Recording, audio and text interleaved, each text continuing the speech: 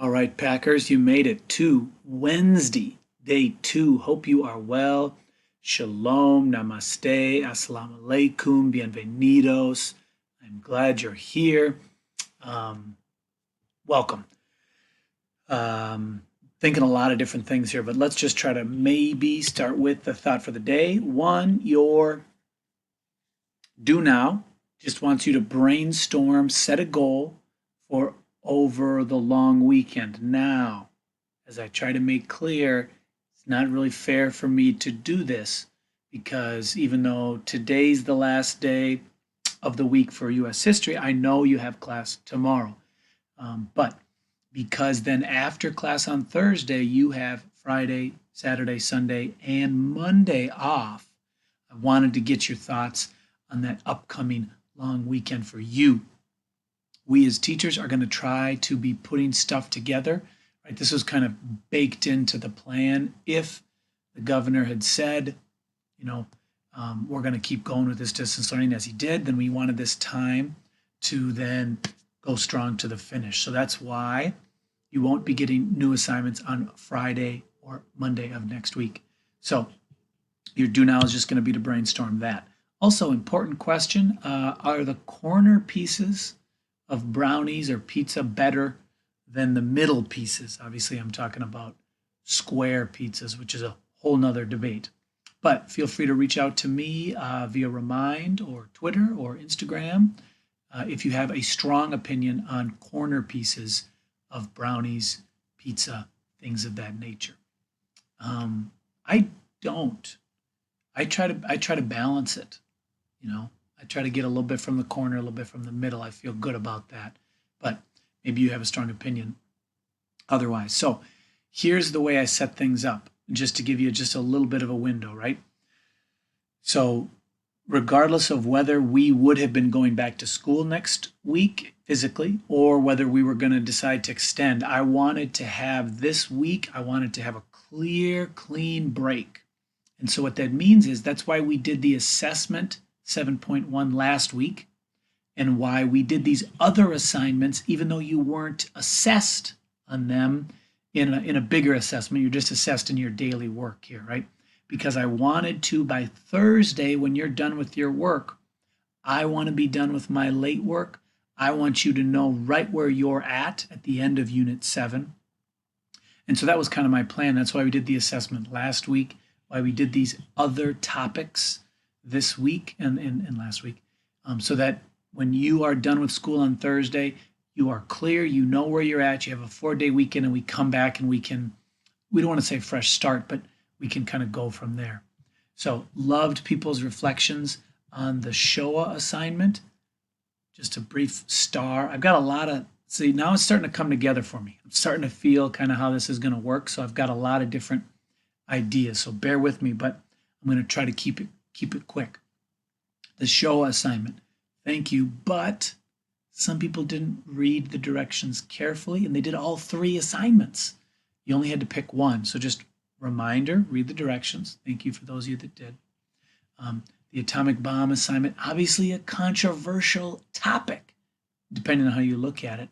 But I love the way we're doing the discussions. I really appreciate that because it's not due until midnight. I don't have a lot of feedback for individual people because of the other thing, which is, man, I was really excited about the settings that I changed in Schoology after talking to Mr. Olson and Mr. Junker. It just didn't work on Monday. So I was super frustrated all Monday long. But we're going to come back to that, and I apologize for that, but that's why your atomic bomb assignment isn't actually due until today, the discussion, okay? So, and then after your long weekend, we're going to start Unit 8, but obviously long weekends are a great time to get caught up. Most people are locked in and have no catching up needed to do, but some of us are really going to benefit from having a long weekend to get caught up. Okay, that I think was what I needed to cover with that. Now, 2 big ideas with the assessment. One, you will this year, you will lose points if we lose track of this question, what I'm calling your voice or the who is the audience question. For most of you, you had an assessment question that asked you to speak with President Roosevelt. And if I ask you to speak to someone, I want you to write your answer like that. So in this case, I wanted you to say something like, Dear FDR or Mr. President. Okay, you didn't lose any credit this time, but moving forward, this is something that I was going to stress regardless of how we were doing school. I think it's really important because this is a skill that has nothing to do with US history. You are going to write emails or whatever it's going to be, Slack messages to your boss differently than you will to your coworkers, differently to people who you want to donate to your campaign for city council. So we need to be aware of who are we writing to and how will we write differently. A lot of people missed that part of the question. Obviously, I wasn't there to walk you through it and remind you. The other thing that we're going to work on for sure is if I asked you about Executive Order 9066, the one where Japanese and Japanese Americans were rounded up and put in these camps in the middle of the desert, I'm going to push you to try to articulate what it was that was so unfair about that. Why is it bad to treat them unfairly? And you had a lot of examples. You could say it was against our Constitution, so we have laws against that, specifically the 14th Amendment to the Constitution, if we go back to Reconstruction. And then you could also argue all humans have basic rights. So I'm going to push people, as I started to on the test, to not just say stuff's bad, explain why it's bad. So those are the two takeaways. Or you could use an economics argument. I know you can't see that bullet point, but you could talk about how they were taken away from their businesses. That's bad for our economy. Some really good ones on the fascist campaign slogans. It's hard for me to do this, but I'm looking at the timer. I'm just going to read them. These were fantastic fascist slogans. I rule, you obey. Good one. This one blew my mind. It's good. Rid the non-essential, but preserve the essential. That's deep. And here's the reason I like it. I know I said I wasn't going to say anything. Who decides what's essential? That's where the fascists get you. And then allow the best to control the rest. Another good fascist one. So those are all from the assessment. If you have issues with the way it's graded, you got to email me. If you think you need a reassessment, you've got to email me or Schoology message me. Okay.